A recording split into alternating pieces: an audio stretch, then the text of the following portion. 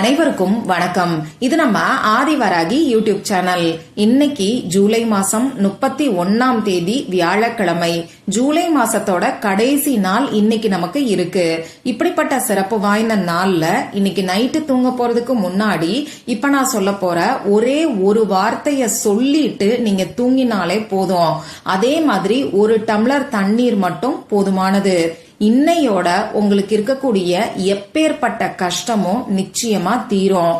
அதிரடியான மாற்றங்களை நாளைக்கு விடியக்கூடிய பொழுதுல ஏற்படுத்தி கொடுக்கக்கூடிய அற்புதமான பரிகாரத்தை தான் இப்ப நாம தெரிஞ்சுக்க போறோம். வாங்க, இது என்ன பரிகாரம், யாரெல்லாம் செய்யலாம், எந்த நேரத்துல செய்யணும்னு இப்ப நாம தெரிஞ்சுக்கலாம். இதுவரைக்கும் நம்ம சேனலை சப்ஸ்கிரைப் பண்ணாம பாத்துட்டு இருக்கீங்கன்னா மறக்காம சப்ஸ்கிரைப் பண்ணிக்கோங்க.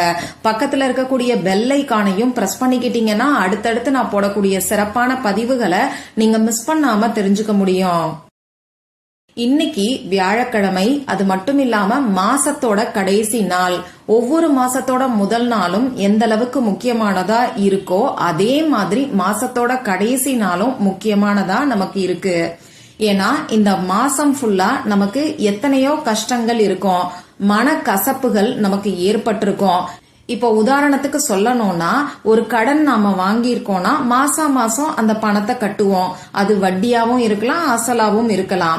ஒரு சிலர்னால இந்த ஜூலை மாசத்துல கடனை திரும்பி கொடுக்க முடியாத சூழ்நிலை ஏற்பட்டிருக்கும். ஒரு சிலருக்கு இப்படி கடனை திருப்பி கொடுக்கறதுல தாமதங்களும் தடைகளும் ஏற்பட்டிருக்கும். இது எல்லாமே நம்ம ஆழ் மனசுல போய் பதிவாயிருக்கும். நாம என்னதான் பல முயற்சிகளை செஞ்சு அந்த கடனை அடைச்சிருந்தா கூட, அப்படி இல்லைன்னா இந்த மாசத்துக்கான பணத்தை கொடுத்திருந்தா கூட அதனால ஏற்பட்ட பாதிப்பு நம்ம ஆழ் மனசுல இருக்கும். இந்த மாதிரி கடன் மட்டும் இல்லாம பண கஷ்டம், உறவுகளுக்குள்ள ஏற்பட்ட சண்டை சச்சரவுகள், இப்படி எல்லாமே நம்ம ஆழ் மனசுல பாதிப்புகளை ஏற்படுத்தி வச்சிருக்கோம். இந்த மாதிரியான பாதிப்புகள் அடுத்தடுத்து நமக்கு மோசமான விளைவுகளை தான் ஏற்படுத்தும். நம்ம உடம்புல அப்பப்ப சேரக்கூடிய அழுக்க சுத்தம் பண்றதுக்காக தான் நம்ம தினம் குளிக்கிறோம். அதே மாதிரி நம்ம மனசுல இருக்கக்கூடிய அழுக்குகளை மாசத்தோட கடைசி நாள்ல நீக்கிறதுக்கான பரிகாரங்களை நாம செய்யும் போது நம்ம வாழ்க்கை அற்புதமான முறையில மாறும். ஒவ்வொரு மாசமும் ஒரு நல்ல ஆரம்பத்தை உங்களுக்கு ஏற்படுத்தி கொடுக்கும். அந்த வகையில இந்த வீடியோல 3 அற்புதமான பரிகாரங்களை நான் உங்களுக்கு சொல்ல போறேன்.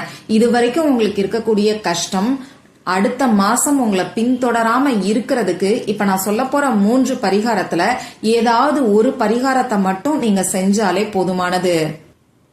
3 பரிகாரத்தையும் சேர்த்து செய்யலாமான்னு கேட்டீங்கன்னா இது உங்க விருப்பம்தான்.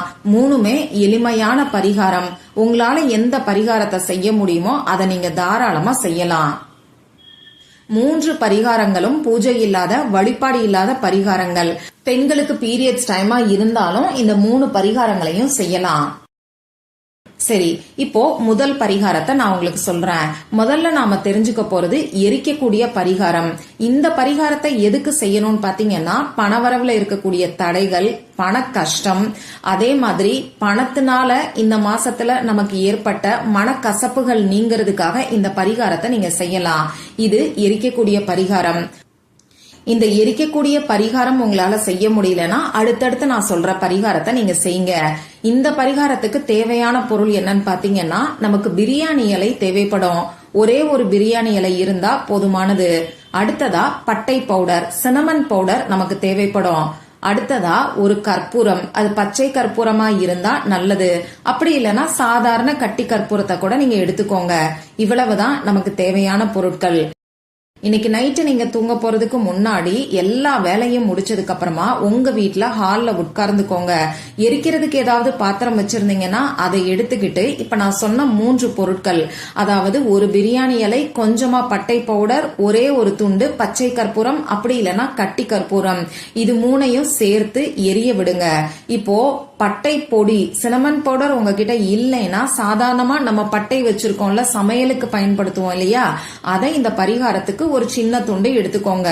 இப்படி இந்த 3 பொருளும் எரியும் போது இந்த நெருப்பு உங்க வீட்டுல பணவரவுல இருக்கக்கூடிய தடைகளையும் தோஷங்களையும் கெட்ட சக்திகளையும் அழிக்குதுன்னு சொல்லி உங்க மனசுக்குள்ள நினைச்சுக்கிட்டு அந்த நெருப்பு எரிஞ்சு முடிக்கிற வரைக்கும் உங்க வீட்டுல ஹால்ல உட்கார்ந்துருங்க. இது ஃபுல்லா எரிஞ்சு முடிச்சதுக்கு அப்புறமா இந்த சாம்பலை உங்க வீட்டுல டஸ்ட்பின்ல கொட்டிட்டு உங்க முகம் கை காலை கழுவிட்டு நீங்க எப்பயும் போல படுத்து தூங்கலாம். சரி, அடுத்ததா 2வது பரிகாரம் நான் உங்களுக்கு சொல்றேன்.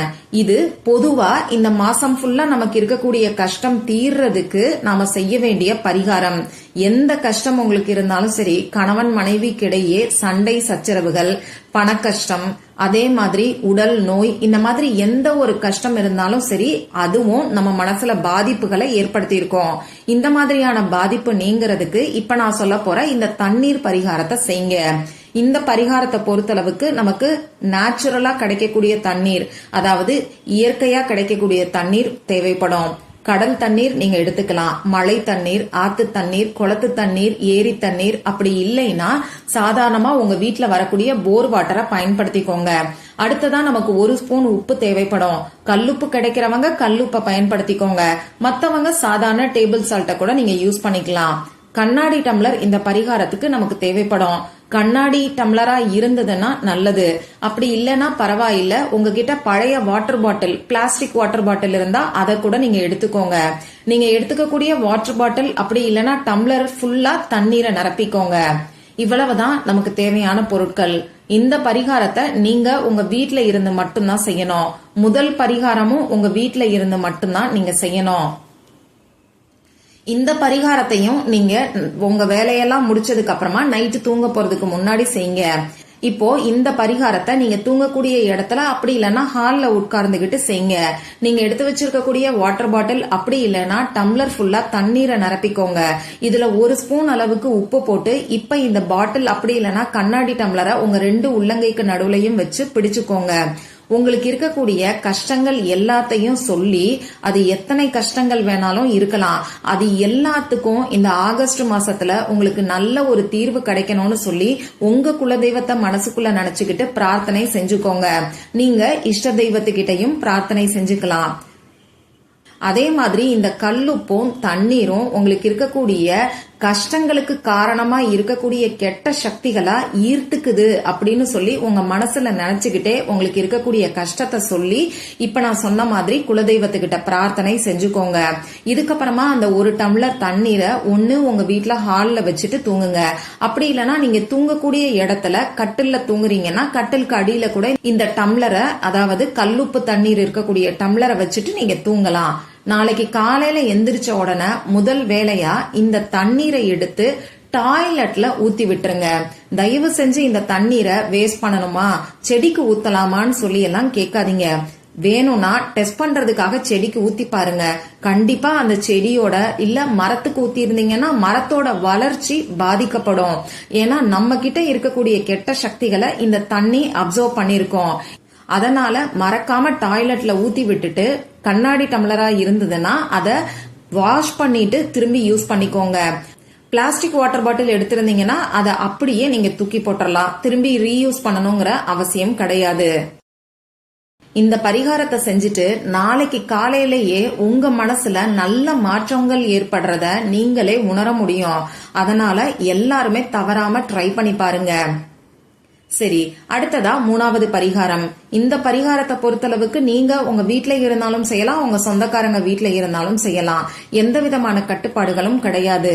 இதுவுமே நீங்க நைட்டு தூங்க போறதுக்கு முன்னாடி மட்டும்தான் செய்யணும். உங்க வேலையெல்லாம் முடிச்சதுக்கு அப்புறமா நீங்க தூங்கக்கூடிய இடத்துல உட்கார்ந்துக்கோங்க. இப்போ உங்க குலதெய்வத்தை மனசுல நினைச்சுக்கிட்டு உங்களுக்கு இருக்கக்கூடிய கஷ்டங்கள் எல்லாத்தையும் சொல்லி மனசுருகி பிரார்த்தனை செஞ்சுக்கோங்க. உங்க ஃபேமிலி மெம்பர்ஸ்க்கு இருக்கக்கூடிய கஷ்டம், உங்களுக்கு இருக்கக்கூடிய கஷ்டம், இப்படி எல்லாத்தையுமே சொல்லுங்க. இப்படி சொல்லி முடிச்சுட்டு இப்ப நான் ஸ்கிரீன்ல கொடுத்திருக்கக்கூடிய ஸ்விட்ச் வேர்டை உங்களால எத்தனை முறை சொல்ல முடியுமோ அத்தனை முறை நீங்க சொல்லுங்க. அந்த ஸ்விட்ச் வேர்டு இப்ப உங்களுக்கு ஸ்கிரீன்ல தெரியும், நானும் சொல்லி காமிக்கிறேன். Cancel, cancel, cancel. இப்ப நான் சொன்ன மாதிரி இந்த கேன்சல்ங்கிற ஸ்விட்ச் வேர்டை நிறுத்தி நிதானமா சொல்லுங்க. இந்த பரிகாரத்தை பொறுத்தளவுக்கு நீங்க படுத்துக்கிட்டே கூட செய்யலாம். உங்களுக்கு இருக்கக்கூடிய கஷ்டங்களை சொல்லி பிரார்த்தனை செஞ்சுக்கிட்டு கேன்சல் கேன்சல் கேன்சல்னு உங்க மனசுக்குள்ள நினைச்சுக்கிட்டு நீங்க அப்படியே தூங்குறதுக்கு பாருங்க. அப்படி இல்லைன்னா குறைஞ்சது ஒரு 10 நிமிஷமாவது நிறுத்தி நிதானமா இந்த வார்த்தைய சொல்லுங்க. இந்த ஸ்விட்ச் வேர்டை நீங்க சொல்லும் போதுமே இது உங்க ஆழ் மனசுல அற்புதமான முறையில வேலை செய்யும். நாளைக்கு காலையில எந்திரிக்கும் போது நல்ல ஒரு மன நிம்மதிய உங்களால உணர முடியும். மற்றும் ஒரு பயனுள்ள பதிவுல நாம சந்திக்கலாம். நன்றி.